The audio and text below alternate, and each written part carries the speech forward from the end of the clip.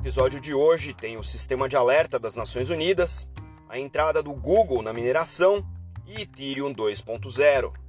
Eu sou Maurício Magaldi e esse é o Block Drops, o primeiro podcast em português sobre blockchain para negócios.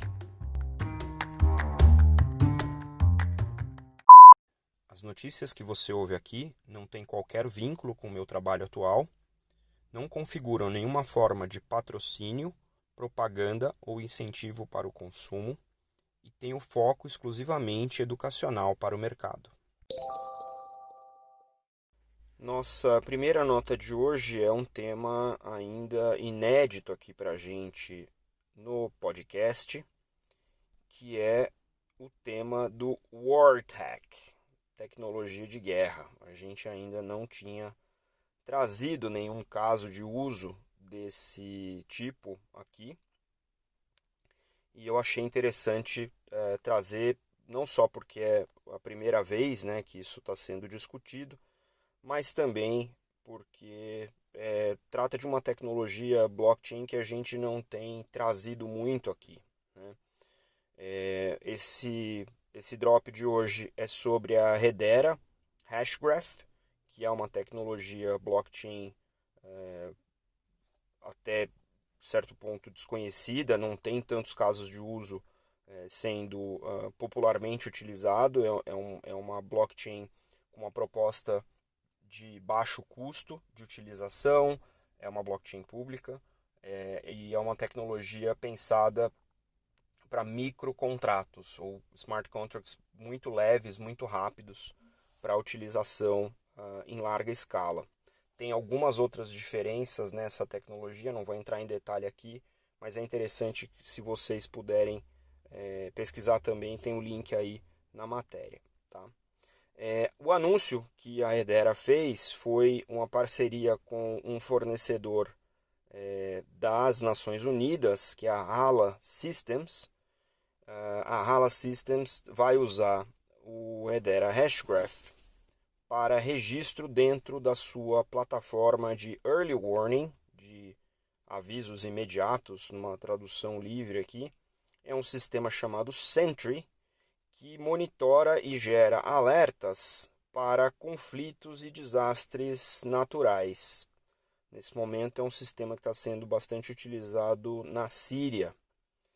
Então a integração, né, do Hashgraph com o Sentry vai permitir que os civis, pessoas comuns, registrem dados imutáveis dos seus smartphones, podendo avisar outras pessoas, né, de potenciais perigos, documentando de maneira precisa os eventos conforme eles aconteçam e também oferecendo aqui para atores globais, né, seja as próprias Nações Unidas, sejam órgãos de imprensa ou órgãos de monitoramento internacional, as informações críveis, né, dentro desse registro, de modo que isso possa ser utilizado para a tomada de decisão.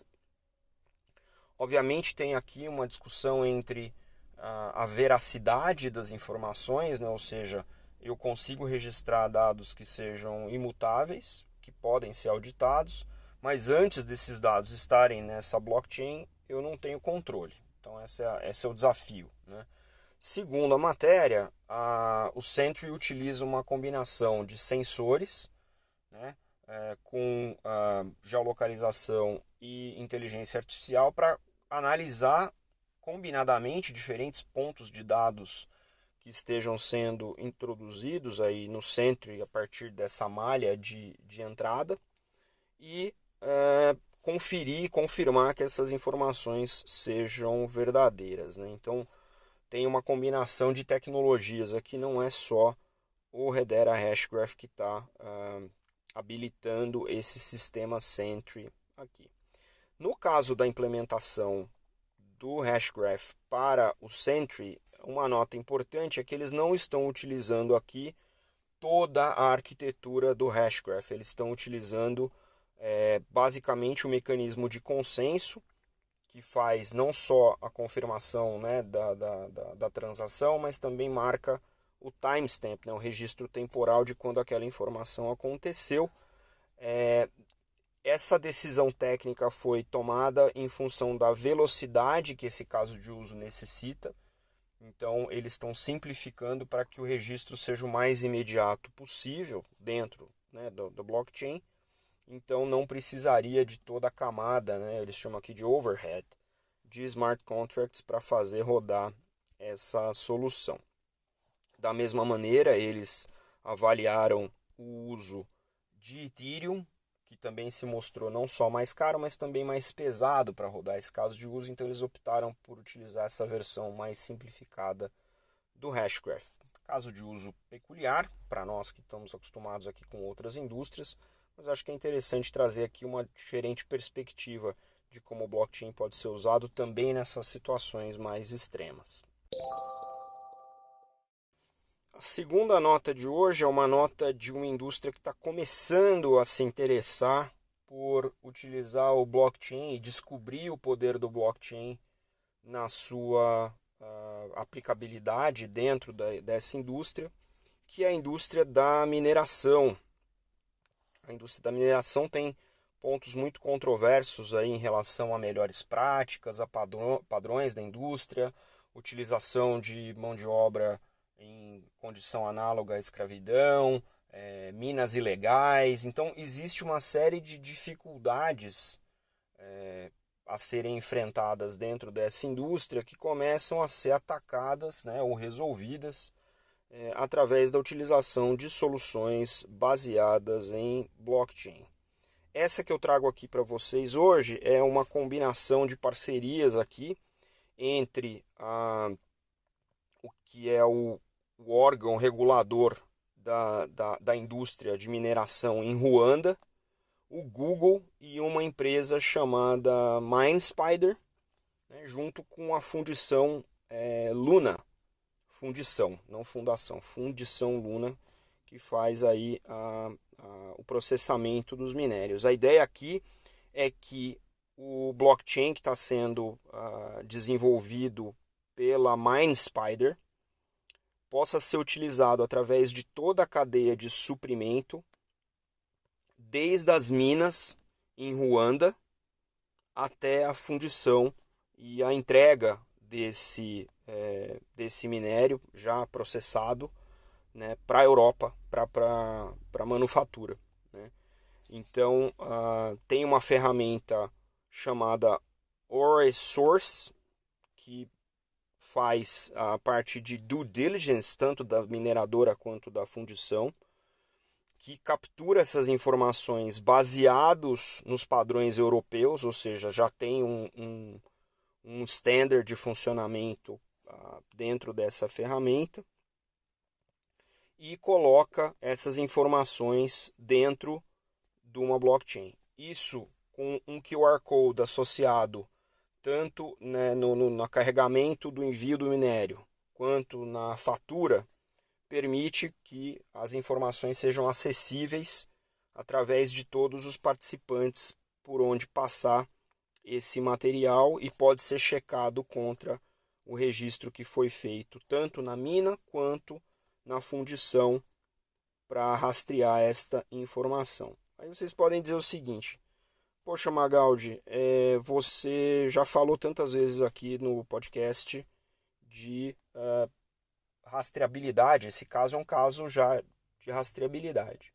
O que tem de diferente aqui?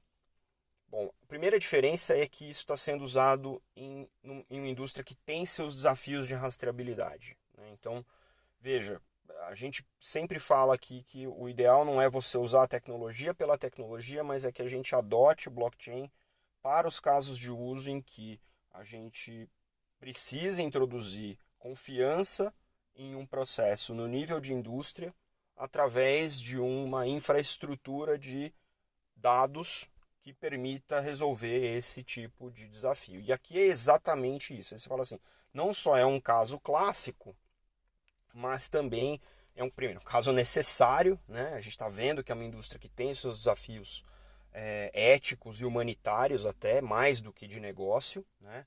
Então, quando a gente fala de minas ilegais, a gente está falando aqui de regiões dominadas por agentes autônomos paramilitares ou milícias, então não é uma situação tranquila de gerenciar. E se alguém está comprando, alguém está vendendo, né? Então alguém está comprando de minas ilegais.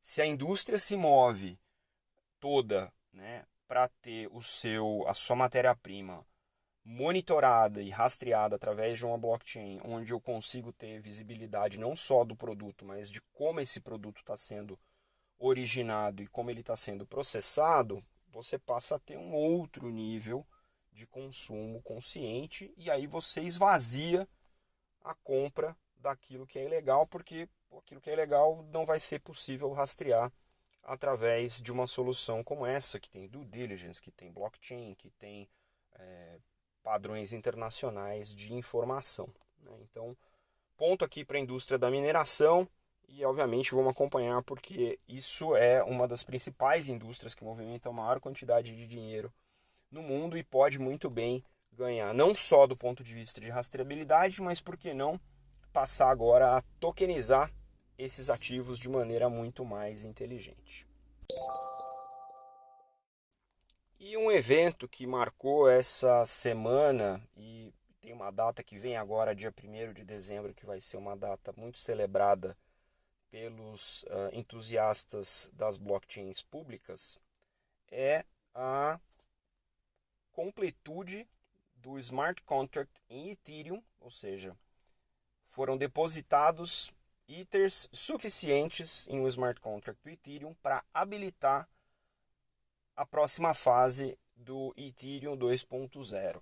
Para quem não acompanha esse mercado de blockchains públicas, o Ethereum, que é a tecnologia que permite programar blockchain, a primeira blockchain programável pública, roda na sua versão 1.0, e essa versão 1.0 já está rodando há alguns bons anos, e a comunidade do Ethereum se organizou para uma versão nova, que tem algumas diferenças. Primeiro, ela vai ser mais leve, mais barata e mais estável. Então, todos os parâmetros técnicos para permitir que isso aconteça estão sendo trabalhados e serão trabalhados pela população do Ethereum, né? Pela população de open source developers do Ethereum para o 2.0.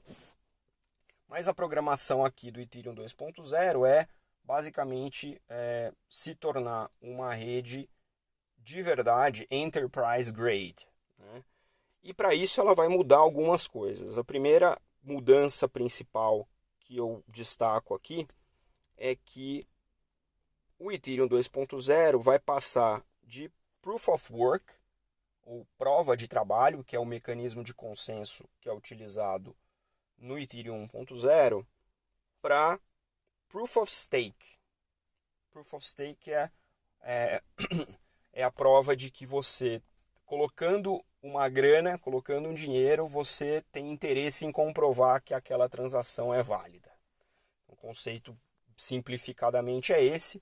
Por isso que para o Ethereum 2.0 ser, vamos dizer assim, financiado, era necessário que vários validadores, que é a figura central nesse modelo de Proof of Stake, tivessem feito seus depósitos mínimos nesse smart contract do 2.0 que estava sendo esperada para agora, fim do mês. Com algumas horas faltando para o deadline, algumas exchanges fizeram depósitos de grande valor nesse smart contract e isso habilitou agora, dia 1º de dezembro, esse lançamento da próxima fase do Ethereum 2.0. Nessa fase, veja, são desenvolvimentos grandes, desenvolvimentos que têm que ser feitos faseados e migrações que vão ser feitas ao longo do tempo.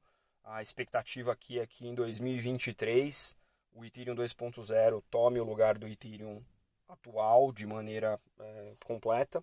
Mas essa próxima fase vai ser lançado o que eles estão chamando de Beacon Chain, que é uma rede separada do Ethereum, vai rodar paralelo em relação à rede atual, e onde vai ser introduzido o Proof of Stake, né?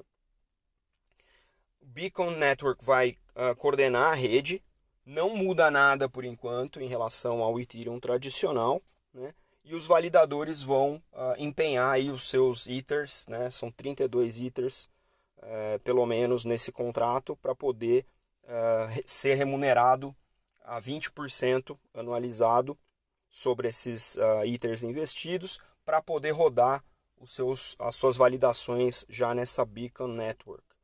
O fato de mudar o tipo de validação de consenso é importante, porque permite você ter uma distribuição e diluição maior do ponto de vista de custos operacionais, né, para uma rede pública como essa, mas também permite um novo tipo de equilíbrio de incentivo para quem quer participar da rede Ethereum.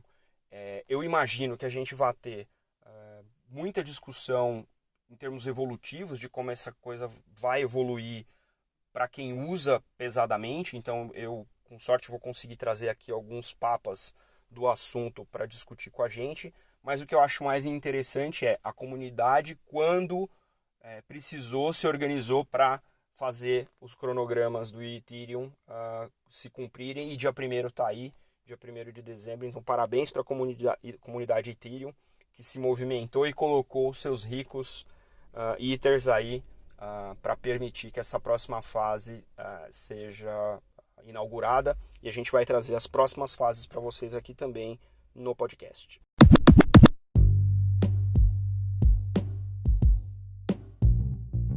Você pode ouvir o Block Drops Podcast nas plataformas Numis, Google Podcasts, Apple Podcasts, Spotify e Anchor FM.